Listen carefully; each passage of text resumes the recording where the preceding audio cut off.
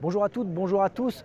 On est ici au salon Moto Légende du Parc Floral de Paris pour une émission spéciale collection avec une belle collection de Yamaha XT500. On parlera aussi de l'actualité du monde de la moto avec le président de la SIAM qui est aussi le directeur général de Yamaha. En tout cas, ça va être passionnant. Suivez-nous, ça se passe derrière dans le bâtiment là.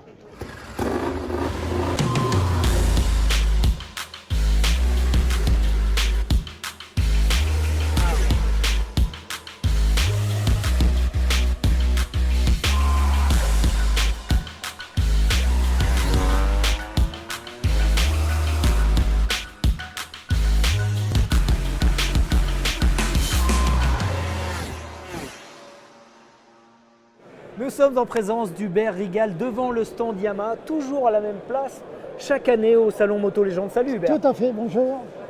Cette année, une expo particulière. Chaque année, tu essaies de trouver un thème. C'est quoi cette année? La difficulté, justement, c'est de ne pas présenter les mêmes motos tous les ans.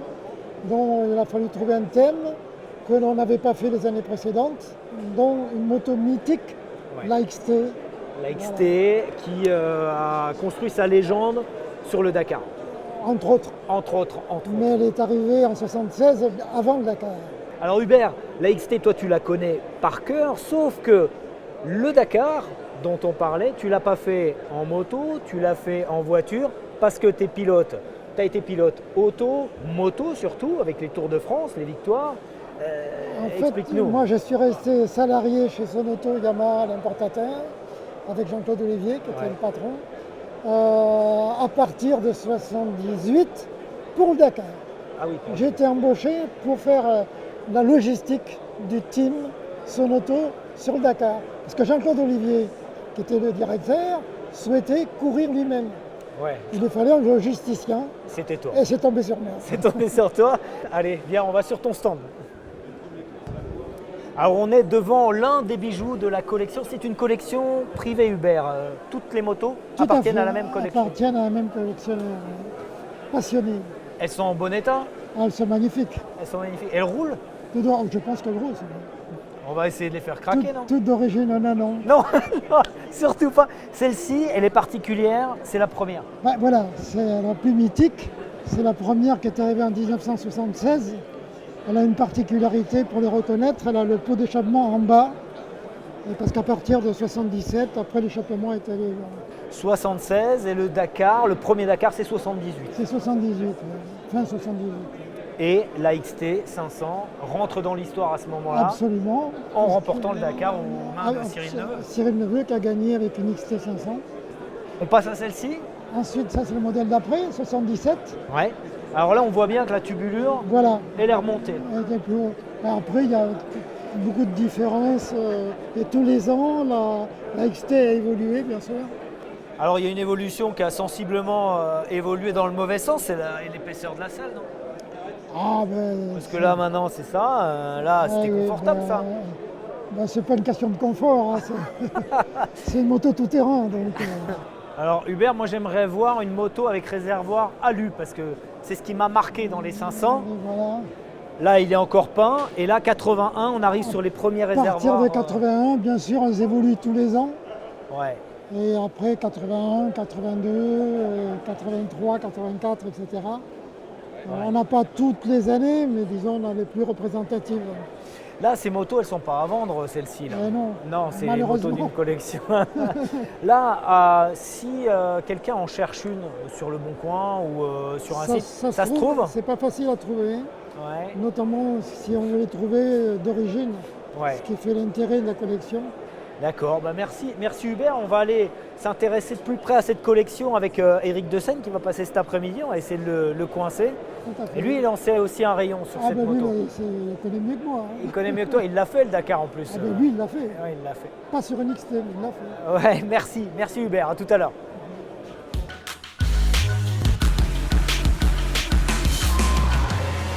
On est avec Éric Dessène sur le stand Yamaha. Bonjour Éric.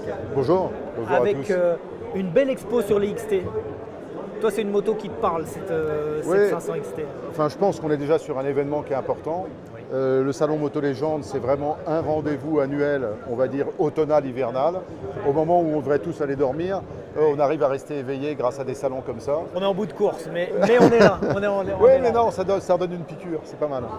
Et donc, on est ici au cœur d'une forme de culture, de passion, d'histoire, de bagage culturel de la moto.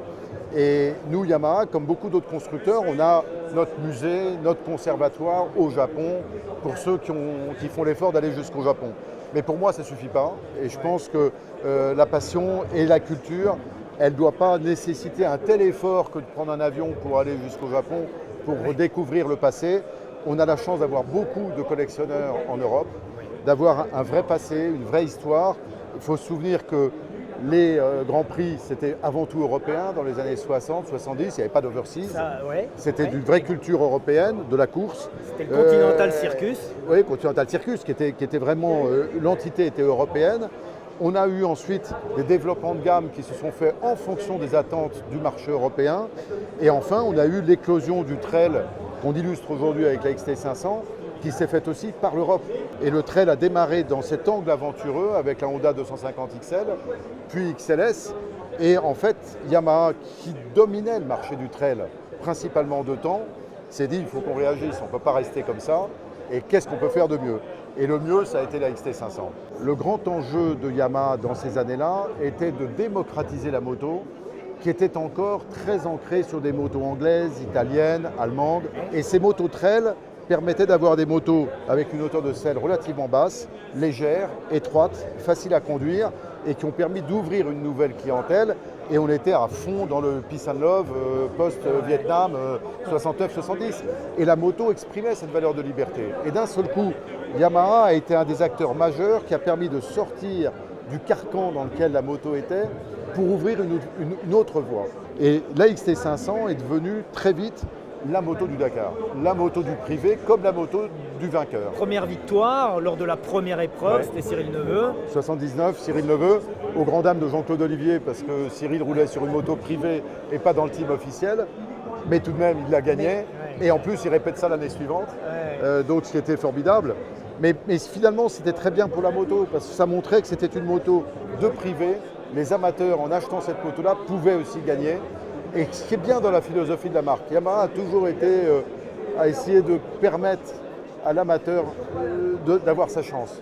Et ce que j'adore, c'est que 50 ans plus tard, 40 ans plus tard, avec la Ténéré 700 qu'on a aujourd'hui, tu roules sur la Ténéré, et ben je suis désolé, mais l'esprit il est toujours là. Une dernière petite question, Eric, le kick, Hubert nous en a parlé, il dit que c'est ce qui fait le charme de ces motos. Le kick, bon, il y a eu des retours de kick aussi. Non, il y a des retours de kick, mais c'est qu'un mauvais apprentissage. Sincèrement, démarrer la moto au kick, moi je trouve que ça fait partie du plaisir. Tu vois, j'ai une XS 650. T'es comme Hubert finalement. Oui, mais tu as une XS 650, moi qui ai un bi, elle a le démarreur électrique, je la démarre au kick. Parce que quelque part, il y a un truc sensuel à sortir ton kick, à l'emmener, c'est toi qui décides de lancer ce moteur. Le point mort haut. Alors voilà. la XT, elle a un mode d'emploi qui est très facile. Ouais. Tu prends le kick, tu vas chercher le point de compression. Ouais. Là, toi, j'y suis. Tu remontes le kick, tu décompresses avec la main gauche. Ouais. Tu descends de 3/4 de course de kick. Ouais. Tu remontes, tu lâches tout et tu pousses. Et tu pousses. Et t'es le champion Et là, du c'est monde. imparable. Et là, c'est imparable.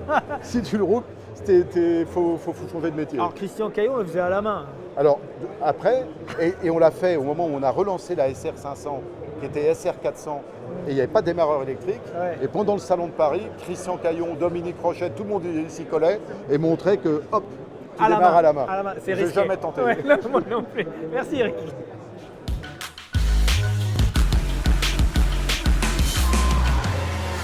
Toujours sur le stand Yamaha avec Grégory Lejaune, directeur des opérations chez Yamaha. Grégory, cette World Raid, Ténéré World Raid, c'est un peu l'aboutissement de toute l'histoire des XT. C'est l'aboutissement de pratiquement 40 ans d'évolution de la XT. Un nouveau produit qui a été introduit en milieu d'année. C'est une attente de nos clients et concessionnaires. Et puisqu'évidemment, il y a une autonomie supérieure avec le double réservoir et surtout une suspension d'un niveau supérieur à la version standard qui permet une approche au terrain beaucoup plus performante. Et on répond donc à cette attente de nos clients dans le respect toujours d'un package, si tu veux, prix, performance, plaisir, qui est vraiment une priorité. C'est-à-dire la simplicité au service de la performance et du plaisir. C'est ce qui a dicté le cahier des charges de la Ténéré. Parce qu'on a la 500 XT 1976, la Ténéré World Raid 2022, donc entre les deux, une histoire incroyable des Ténéré. Quand est-ce que pour la première fois, Grégory, apparaît une moto qui porte le nom Ténéré? Alors, il y aurait deux réponses à te fournir par rapport à ça. Il y a l'histoire du nom Ténéré et la motorisation, parce qu'il y a la génération du monocylindre et après on a basculé au bicylindre. Alors explique. La Ténéré est sortie en 83, la première génération à kick, qui était vraiment dans l'esprit et dans l'ADN du Paris-Dakar, qui à l'époque était extrêmement important pour Yamaha, tu le sais, avec Jean-Claude Olivier et les investissements qui ont été faits par la marque autour du Paris-Dakar. Donc ça a commencé en 83 avec la Ténéré et peu à peu, évidemment, le concept a évolué, à l'instar de ce qu'on a connu aussi à l'époque du Dakar, avec des versions bicylindres. Et on a eu donc la Super Ténéré 750 qui est sortie au début des années 90, fin des années 80, début 90. Entre la 500 et la 600, il y a une version 550 qui est méconnue, tu nous en as parlé. Effectivement, et quelque part elle manque un peu sur le stand, je crois, parce qu'il y a eu cette version 550 qui est sortie autour des années 82-83, qui a été un petit peu la passerelle entre cette fameuse XT500 que tout le monde connaît et cette génération XT600 qui a eu le succès qu'on connaît dans les années 80. Et la 550, la grosse différence, c'est qu'elle était encore en cantilever. Et après, il fallait arriver sur la version 600 pour avoir le monocross que tu connais bien et qui a vraiment donné une évolution à cette lignée XT. Alors, quand on arrive chez Yamaha, on est soumis à un quiz, non, sur l'histoire des XT ou pas? Pas que, mais notamment. Ouais, notamment. Ouais. Alors, aujourd'hui, cette World Raid, vous vous en servez, c'est un étendard, oui. Hein, Oui.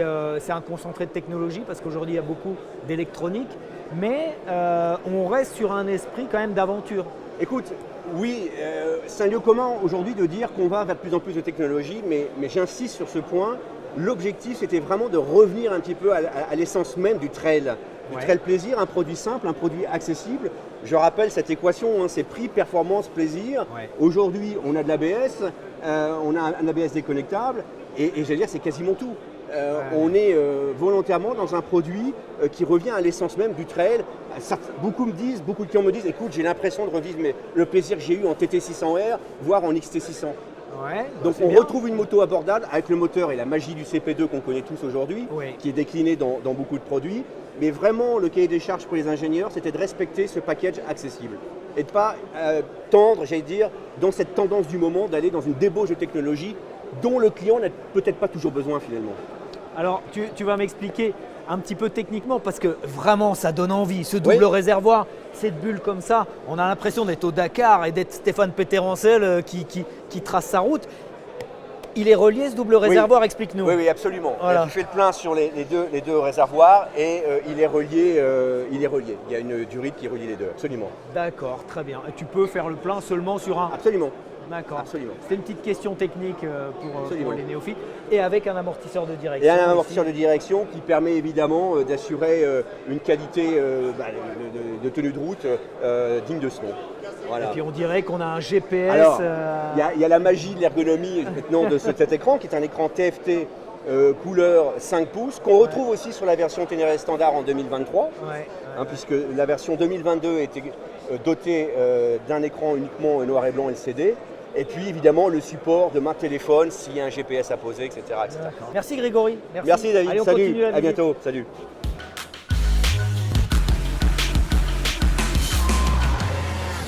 On va rester dans l'univers Ténéré et l'univers Yamaha parce que j'en ai vu une belle là-bas sur le stand de la Mutuelle des Motards. Avec Eric Lacoste sur le stand de la Mutuelle des Motards. Eric, vous êtes là chaque année. Et là, vous avez amené une super Soco. Alors, pour attirer l'œil, tu ne peux pas faire mieux. Une moto électrique sur un salon Moto Légende avec une déco super Ténéré, franchement, fallait oser. Écoute, je suis tombé sur cette moto chez un partenaire, donc Max Garage, et d'un seul coup, ça fait tilt. Et je me suis dit, là, on va bousculer les gens, parce qu'on rappelle les couleurs d'une moto mythique, qui est cette fameuse 600 Ténéré, et on axe sur, c'est une moto préparée, dans l'électrique. Donc là, on a un contrat ma perso, moto préparée, on a une moto électrique, contrat électrique chez nous. Donc c'est quoi? C'est plus le contrat électrique qui prime ou c'est le contrat prépa? Eh ben, un peu les deux. Hein. Un peu les deux. On peut faire une Maperso sur l'électrique. D'accord. Donc Là, voilà. c'est le cas. Là, c'est le cas. Et puis, bien évidemment, on ne pouvait pas sortir du registre de la collection sans présenter une moto mythique comme celle-ci, qui a été entièrement restaurée par nos sociétaires. C'est aussi montrer que vous êtes ouvert en fait Exactement. à la collection et aux motos d'aujourd'hui. J'ai envie de te dire qu'on n'a pas vraiment le choix quand on voit ce qui se passe là, même sur le parking, où tout est payant pour pouvoir venir sur le salon. Là, on vient avec un bel objet comme ça, on peut se garer gratuitement devant le salon. Ouais, alors là On est sur au un autre Parc sujet. Floral, on est en région parisienne, il y a il y a des sujets, il y a des problématiques et le contrôle technique en fait partie aussi. Là, il y a la Fédé qui est là pour en parler. Ouais. C'est elle qui en parlera le mieux d'ailleurs. D'accord, on va aller les voir la Fédé pour parler du contrôle technique. Merci Eric. Au plaisir. Ouais, au très plaisir, bientôt. ça marche.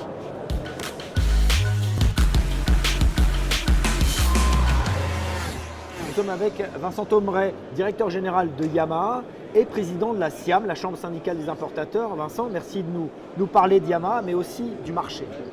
Bonjour David, avec plaisir. Sois le bienvenu. Donc en effet, Salon Moto Légende, Salon de la passion. Et c'est vrai que quand on regarde aujourd'hui, on se rend compte que cette passion, elle est toujours intacte. Alors puisque tu veux qu'on parle du marché, quelques chiffres, parce que le marché, ce sont des chiffres. On a vécu une année assez compliquée pour comprendre ce qui se passe. En fait, il y a une demande de la part des clients. On sent que les clients sont là, il y a toujours de l'appétence. Mais comme tu le sais, c'est très difficile pour les constructeurs aujourd'hui de livrer les motos. Donc, question d'approvisionnement de certaines pièces notamment. Principalement, de tout type de pièces. On parle beaucoup de semi-conducteurs, c'est quelque chose qui revient très fréquemment. Explique ce que c'est un semi-conducteur. Un semi-conducteur, c'est un tout petit matériau électronique qu'on retrouve dans tout ce qui fonctionne aujourd'hui avec de l'électronique, dans un téléphone, dans un ordinateur. Lithium, voilà. Et donc, il y en a besoin pour faire les ECU, pour faire tout ça. Il y en a dans les tableaux de bord. Et donc, c'est très compliqué à s'approvisionner, même pas que. Il y a d'autres manques, les sous-traitants, tu sais, l'impact du Covid. Donc aujourd'hui, c'est vrai qu'il y a eu des délais de livraison qui ont été longs, et ce qui fait que le marché de la moto va finir l'année, j'imagine, aux alentours de moins 5% à peu près.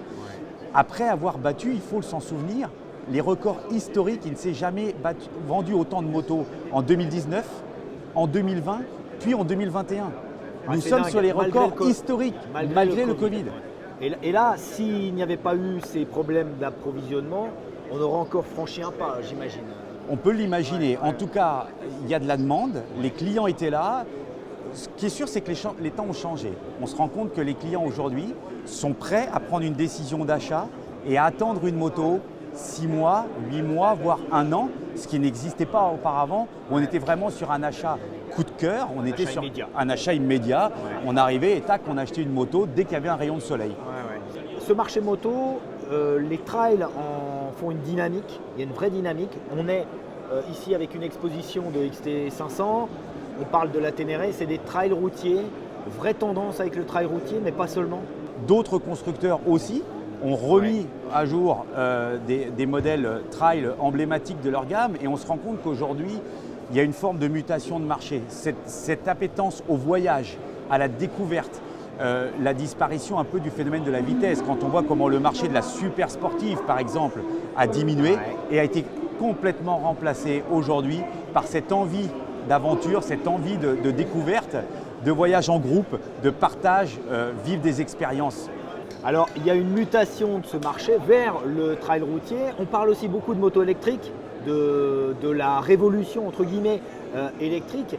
Où en est-on de cette révolution électrique? Est-ce que vraiment les motos électriques ont franchi un cap, ou est-ce que ça reste encore très anecdotique sur le marché moto? Alors, si on parle d'électrique, bien évidemment, l'actualité, même du moment, fait qu'on se rend compte que l'électrique est en train d'accélérer, notamment dans tout ce qui est toute petite mobilité.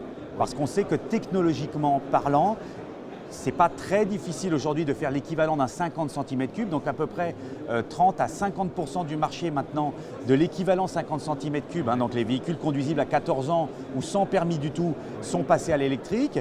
Le 125 est en train d'accélérer, il commence à y avoir de l'offre qui arrive, mais on est quand même sur des véhicules qui sont déjà plus complexes, mais très urbains. Très urbain. Sur de la pure moto, il faut savoir, si tu veux, pour parler un tout petit peu technique, dans la technologie actuelle, il te faut 25 kg de batterie pour faire l'équivalent d'1 litre d'essence. Donc tu comprends très vite que pour faire l'équivalent d'une moto que tu voudrais faire rouler à peu près 300 km, tu te rends compte qu'il va te falloir. Il va te falloir à peu près 6 packs de batterie de 25. Tu vas te retrouver avec entre 150 et 200 kg de batterie. Mais en l'état actuel, tu ne peux pas remplacer le carburant tel que nous le savons et avec la capacité qu'il a sur une moto de voyage ou quoi que ce soit par un pack électrique.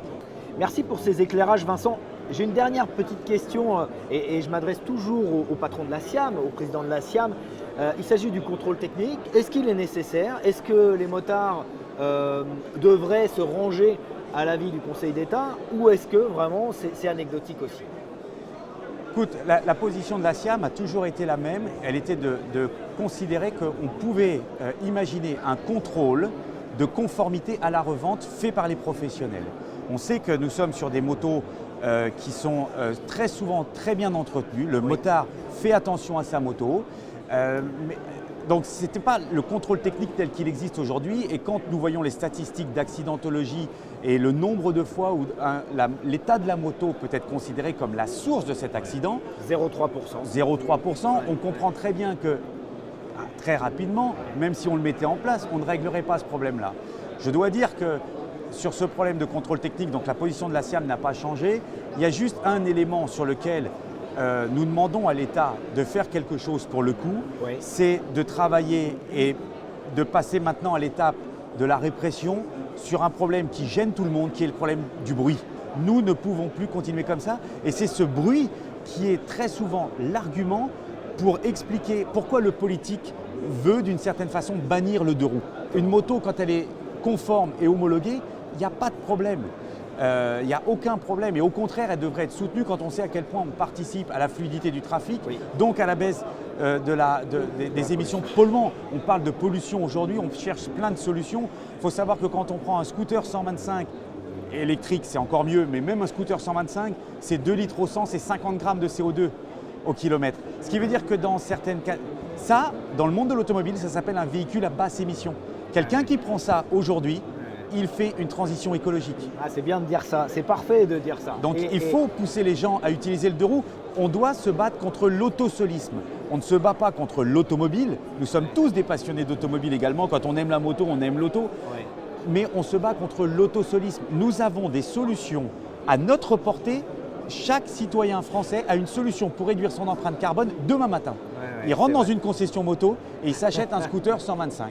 C'est vrai. Bah merci. Et puis pour conclure sur le bruit, le contrôle technique ne résoudra rien au niveau du bruit puisqu'on peut changer un pot très rapidement. Hein. C'est pas comme en automobile. Exactement. Un motard chevronné sait changer son pot en quelques heures. C'est ce que l'on explique. Voilà. On sait que les centres ne sont absolument pas prêts, ne sont pas équipés. Donc c'est une mauvaise décision. Merci Vincent. On va continuer à se balader sur le stand Yamaha, on va continuer à se balader sur ce salon. Et tout de suite, on va regarder un essai de la nouvelle MT-09 qui est sortie. C'est Johan Genouvrier qui en a fait l'essai ici.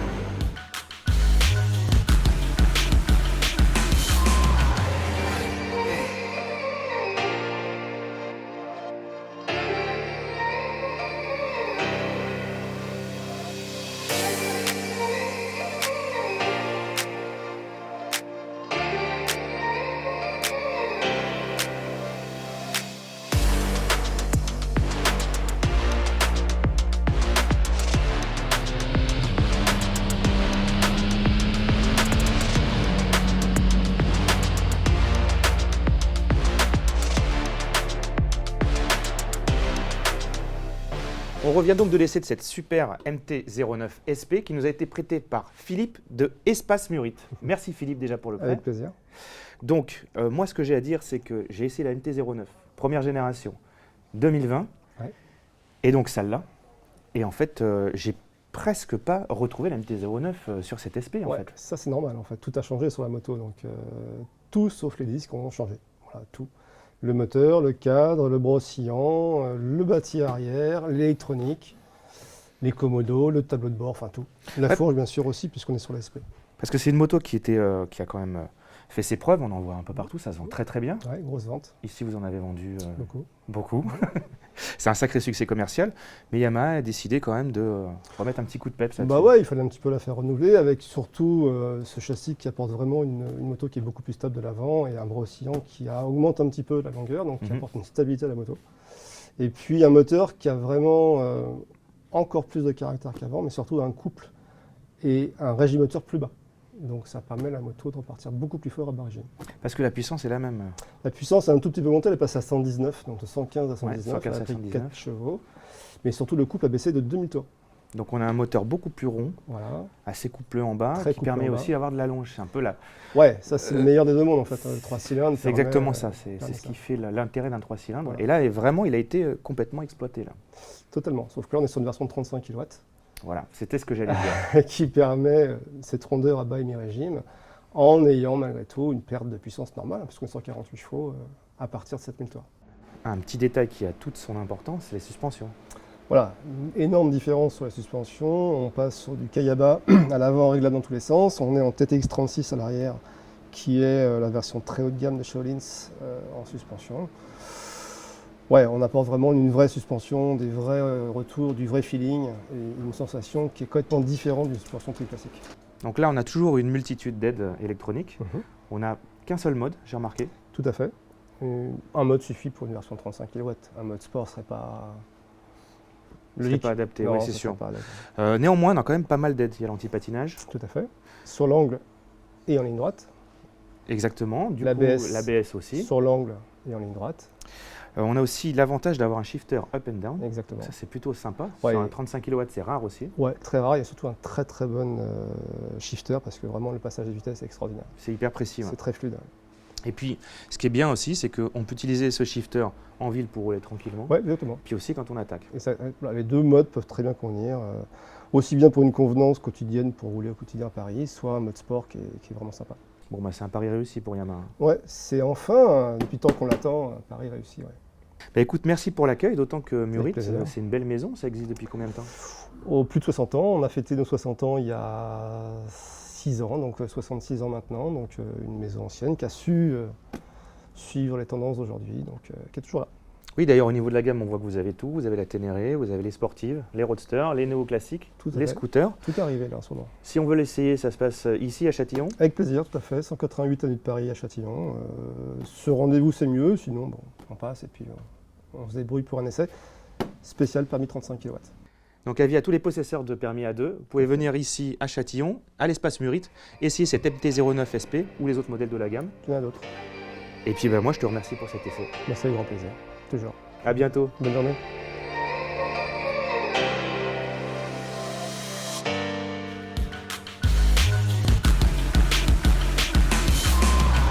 Juste en face du stand Yamaha, il y a une superbe exposition de motos de la marque en Grand Prix. Évidemment, il y a la M1 championne du monde avec Fabio Quartararo en 2021.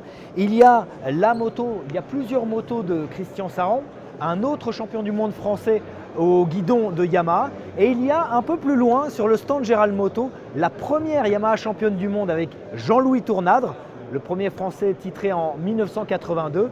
C'est l'anniversaire et on va voir Gérald justement.